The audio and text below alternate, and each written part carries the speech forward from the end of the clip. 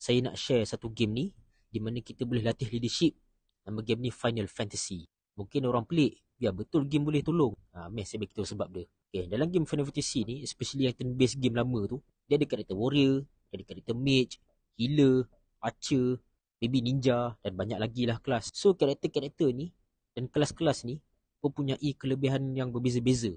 Macam warrior, dia power buat basic attack kalau berjarak dekat tu. Kalau mage pula, dia ada kuasa elemental. Kalau healer pula, kalau member tengah sakit ataupun nak mati, dia boleh heal, dia boleh sembuhkan lah. So masing-masing kelas ni dia ada speciality masing-masing, ada kelebihan masing-masing. So as a player yang mengawal karakter-karakter ni, kita kena tahu apa item yang paling best untuk karakter-karakter ni dan apa kelebihan karakter-karakter ni. Macam mana nak gunakan kelebihan karakter-karakter ni untuk team effort. Macam mana nak buat strategi untuk kalahkan final boss. So dekat sini lah latihan untuk kita sebagai player.